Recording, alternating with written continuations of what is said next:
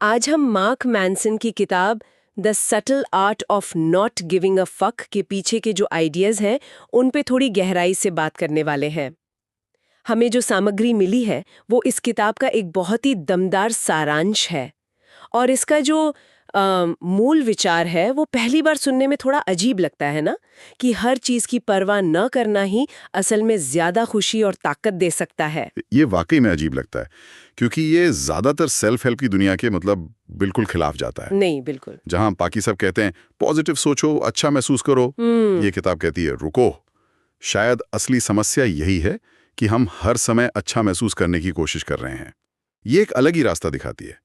ये कहती है कि असली खुशी ये चुनने में है कि कौन सी चीजें सच में मायने रखती हैं और किन लड़ाइयों को लड़ना सार्थक है। बिल्कुल। तो आज हमारा मकसद इसी पहेली को सुलझाना है कि कम चीजों की परवाह करना वो ज्यादा बेहतर जिंदगी जीने के बराबर कैसे हो सकता है।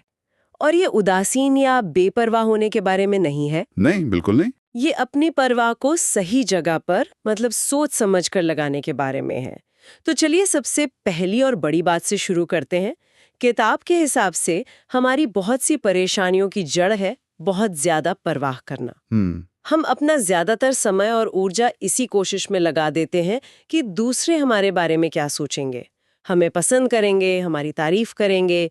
सोशल मीडिया पर एक कमेंट, ऑफिस में किसी की कही सुनी बात, हम हर छोटी चीज को दिल पर ले लेते हैं। और ये एक ऐसा जाल है जिसमें हम बहुत आसानी से फंस जाते हैं। अगर आप मनोवैज्ञानिक तौर पर देखें तो इंसान एक सामाजिक प्राणी है। हमें दूसरों से जुड़ाव और मान्यता की जरूरत होती है। हाँ, बिल्कुल। लेकिन आज की दुनिया में खासकर सोशल मीडिया के साथ ये जरूरत ये हद से ज्यादा बढ़ गई है। हम हजारों लोगों के लिए परफॉर्मेंस दे रहे हैं और इस चक्कर में लगातार चिंता और तनाव में रहते हैं। एक ऐसी भावना कि हम कभी भी काफी अच्छे नहीं हैं। तो किताब एक बहुत ही सीधी लेकिन असरदार बात कहती है कि हमारे पास परवाह करने के लिए एक सीमित ऊर्जा है। हाँ, इसे एक तरह का मानसिक बजट समझिए। सही, मानसिक बजट। हर दिन आपके पास मान लीजिए 100 यूनिट परवाह है।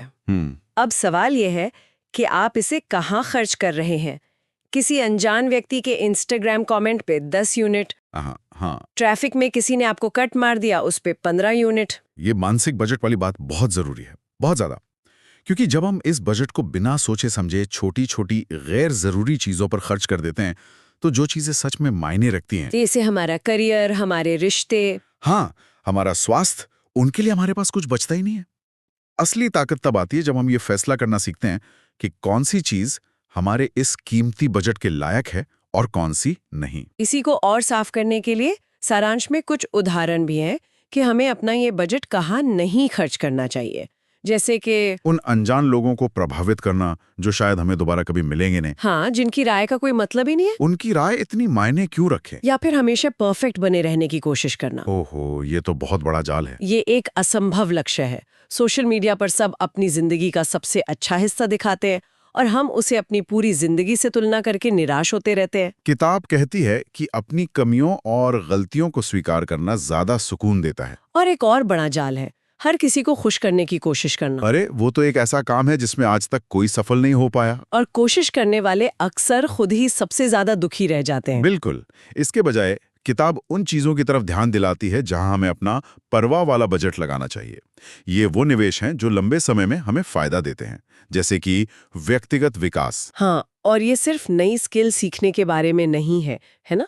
किताब का इशारा इस तरफ भी है कि अपनी कमियों को समझना और उन पर काम करना भी विकास का ही हिस्सा है। सही कहा। ये अपनी गलतियों की जिम्मेदारी लेने और उनसे सीखने के बारे में है। इसी तरह हमारा स्वास्थ्य, शारीरिक और मानसिक, ये हर चीज का आधार है। अगर ये नहीं तो कुछ भी नहीं। फिर आता है चरित्र का निर्माण, मतलब ईमानदारी, साहस जैसे मूल्यों को जीना। हाँ, तब भी जब कोई नहीं देख रहा हो। और मेरे ख्याल से सबसे जरूरी सच्चे रिश्ते, परिवार और दोस्तों के साथ गहरे संबंध, ना कि सोशल मीडिया पर 5000 दोस्त। बिल्कुल। और आखिर में अपनी मानसिक शांति, ये सबसे कीमती चीज है जिसे हम अक्सर सबसे सस्ते में बेच देते हैं। सही कहा। तो कुल मिलाकर ये उदासीनता नहीं बल्कि एक बहुत ही सोची समझी रणनीति है। अपनी ऊर्जा को फालतू चीजों से हटाकर उन चीजों में लगाना जो असल में हमारी जिंदगी को बेहतर बनाती हैं। लेकिन इस ऊर्जा को सही जगह लगाने का एक और पहलू भी है जो मुझे बहुत दिलचस्प लगा। हम हमेशा सोचते हैं कि हमें दर्द और समस्याओं से बचना चाहिए, पर ये किताब तो इसका ठीक उल्टा कहती है। हाँ। ये कहती है कि दर्द उपयोगी है। ये सुनकर पहली बार में झटका लगता है। हाँ, क्योंकि हमारी पूरी संस्कृति दर्द से बचने पर बनी है। खुश रहो, पॉजिटिव सोचो, चिंता मत करो। मैंसन का तर्क है कि एक समस्या मुक्त जीवन ना तो संभव है और ना ही जरूरी। अच्छा। असल में हमारी जिंदगी को अर्थ समस्याओं को सुलझाने से ही मिलता है। इसलिए सवाल ये नहीं है कि मैं समस्याओं से कैसे बचूं। सवाल ये होना चाहिए कि मैं कौन सी समस्या चुनना चाहता हूं। कौन सी समस्याएं चुनना चाहता हूँ, ये एक बहुत ही शक्तिशाली विचार है।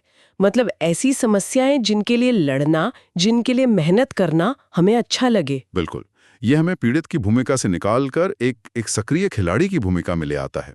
उदाहरण के लिए, अगर किसी को एक शानदार फिजिक चाहिए, तो उसे सुबह जल्दी उठने, जिम जाने और अपनी पसंदीदा चीजें छोड़ने का दर्द चुनना होगा। सही। ये एक सार्थक दर्द है, क्योंकि ये एक बड़े लक्ष्य की ओर ले जाता है। इसका दूसरा विकल्प क्या है? आलस का आराम, लेकिन बाद में खराब सेहत का अनचाहा दर्द। आप दर्द से बच नहीं रहे हैं, आप बस अपना दर्द चुन रहे हैं। ये बात प्यार और रिश्तों पर भी लागू होती है। अगर किसी को गहरा प्यार चाहिए, तो उसे अपनी भावनाओं को खुलकर बताने का जोखिम और दिल टूटने की संभावना का दर्द स्वीकार करना होगा। बिल्कुल, बिना इस जोखिम के वो इनाम भी नहीं मिल सकता। सही है। और करियर में भी यही है। हर सफल उद्यमी या कलाकार ने सैकड़ों बार असफलता और रिजेक्शन का दर्द सहा है। वे सफल इसलिए नहीं है कि उनका रास्ता आसान था, बल्कि इसलिए कि वो अपने सपने से जुड़े दर्द को सहने के लिए तैयार थे। वो कीमत चुकाने को तैयार थे। हाँ, वे समझते थे कि ये उस मंजिल की कीमत का एक हिस्सा है। वे दर्द को एक बाधा नहीं, बल्कि प्रक्रिया का एक जरूरी हिस्सा मानते थे। इसी जिम्मेदारी और चुनाव की बात हमें अगले बड़े विचार पर लाती है, और ये शायद इस किताब की सबसे कठोर लगने वाली लाइन है। कौन सी? आप स्पेशल नहीं हैं, लेकिन आप जिम्मेदार हैं। पहली बार में ये सुनकर थोड़ा बुरा लगता है ना? जैसे कोई हमारा आत्मविश्वास छीन रहा हो। हाँ, ये सुनने में कठोर लग सकता है, लेकिन अगर इसे ठीक से समझें तो ये बहुत आजादी देने वाला विचार है। इसे दो हिस्सों में देखना होगा। अच्छा। पहला हिस्सा, आप स्पेशल नहीं हैं का मतलब ये नहीं है कि आप बेकार हैं। इसका मतलब है कि दुनिया का आपके प्रति कोई खास दायित्व नहीं है। दुनिया आपको सिर्फ आपके होने की वजह से कुछ देने के लिए बाध्य नहीं है। ये सोच हमें उस एंटाइटलमेंट या हरकदारी की भावना से बाहर निकालती है, जहां हमें लगता है कि हमें आसानी से सब कुछ मिलना चाहिए, और जब नहीं मिलता तो हम निराश हो जाते हैं। बिल्कुल। और आज के जमाने में ये समझना बहुत जरूरी है, जहां सोशल मीडिया पर हर कोई अपनी जिंदगी को असाधारण दिखाने की कोशिश कर रहा है। ये विचार उस दबाव से आजादी देता है। बिल्कुल। और फिर आता है इसका दूसरा और ज्यादा शक्तिशाली हिस्सा, लेकिन आप जिम्मेदार हैं। हाँ, इसका मतलब है कि आपकी खुशी, आपकी सफलता, आपकी भावनाएं, इन सब की जिम्मेदारी आपकी अपनी है। कोई और आकर आपकी समस्याओं को ठीक नहीं करेगा, कोई बचाने नहीं आएगा। ये सुनने में थोड़ा डरावना भी है। डरावना लग सकता है, पर असल में ये अविश्वसनीय रूप से शक्तिशाली बनाने वाला विचार है। इसका मतलब है कि आपकी जिंदगी का कंट्रोल वो आपके अपने हाथों में है। तो इसका मतलब ये हुआ कि शिकायत करने या हालात को दोष देने के बजाय हमें एक्शन लेना होगा। अगर नौकरी पसंद नहीं तो उसे बदलने की जिम्मेदारी हमारी है। सही। अगर हम किसी रिश्ते में खुश नहीं हैं तो उस पर काम करने या उससे बाहर निकलने की जिम्मेदारी हमारी है। हाँ, लेकिन ये कहना आसान है और करना मुश्किल।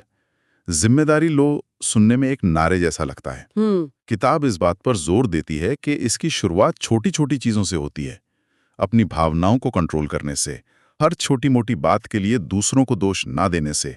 ये कोई एक दिन का स्विच नहीं है, ये एक रोज की प्रैक्टिस है, एक यात्रा है। हाँ, ये पीड़ित मानसिकता से बाहर निकलकर अपनी जिंदगी का मालिक बनने की यात्रा है। ठीक है, तो अगर हमने ये मान लिया कि हमें गैर जरूरी चीजों की परवाह नहीं करनी, सार्थक समस्याओं को चुनना है और अपनी जिंदगी की जिम्मेदारी लेनी है, तो सवाल उठता है कि हम इसे अपनी रोजमर्रा की जिंदगी में लागू कैसे करें। ये सब सुनने में अच्छा लगता है, पर मंगलवार की सुबह जब हम काम पर जाते हैं तो क्या करें? इसके लिए सारांश में कुछ बहुत ही व्यवहारिक कदम बताए गए हैं। सबसे पहला और शायद सबसे मुश्किल है ना कहना सीखना। ओफ, ये वाकई बहुत मुश्किल है। हम अक्सर दूसरों को नाराज नहीं करना चाहते या मदद करने के चक्कर में हर चीज के लिए हाँ कह देते हैं। और हर हाँ जो हम किसी गैर ज़रूरी चीज़ को कहते हैं वो असल में एक ना है उस चीज़ के लिए जो हमारे लिए ज़रूरी है। ये एक अच्छा तरीका है इसे देखने का। अगर आप अपने बॉस के एक फालतू काम के लिए हाँ कहते हैं तो आप अपने परिवार के साथ बिताने वाले समय को ना कह रहे हैं। सही है। अगर आप एक ऐसी पार्टी में जाने के लिए हाँ कहते हैं जहां आपका मन नहीं है तो आप अपने आराम या अपनी हॉबी को ना कह रहे हैं। ना कहना स्वार्थी होना नहीं है, ये अपने समय और ऊर्जा की सीमाओं की रक्षा करना है। और दूसरा कदम बताया गया है ड्रामा और नकारात्मकता से दूर रहना, चाहे वो ऑफिस की गपशप हो या सोशल मीडिया पर बेवजह की बहस। ये सीधे सीधे हमारे मानसिक बजट को बचाने जैसा है। इस तरह के ड्रामा में उलझना आपकी मानसिक ऊर्जा को सोख लेता है और आपको थका हुआ और चिड़चिड़ा बना देता है। और मिलता कुछ भी नहीं है। कुछ हासिल नहीं होता। इससे दूर रहना अपनी मानसिक शांति को प्राथमिकता देना है। और एक और जरूरी बात है, ऐसे लक्ष्य चुनना जो वाकई में हमारे लिए मायने रखते हों, ना कि वो जो दूसरों को प्रभावित करने के लिए हों। सही। क्या आप वो महंगी कार इसलिए खरीदना चाहते हैं क्योंकि आपको सच में उसकी जरूरत है, या इसलिए कि आप अपने पड़ोसियों को दिखाना चाहते हैं? क्या आप वो प्रमोशन इसलिए चाहते हैं क्योंकि आपको वो काम पसंद है, या इसलिए कि आप अपने रिश्तेदारों को बता सकें? जब हमारे लक्ष्य हमारे अपने मूल्यों से जुड़े होते हैं तो उनके लिए मेहनत करने का दर्द भी सार्थक लगता है। तो ये सारी बातें, ना कहना, ड्रामा से बचना, सही लक्ष्य चुनना, ये सब एक ही जगह आकर मिलती हैं। अपनी सीमित परवाह को बुद्धिमानी से खर्च करना। बिल्कुल। और जब हम ऐसा करना शुरू करते हैं तो एक कमाल की चीज होती है। जब हम हर छोटी मोटी चीज की परवाह करना बंद कर देते हैं तभी हमारे अंदर किसी महान और बड़ी चीज की परवाह करने की जगह और शक्ति पैदा होती है। ये खालीपन के बारे में नहीं है, बल्कि उस खाली जगह को उन चीजों से भरने के बारे में है जो सच में जिंदगी को सार्थक बनाती हैं।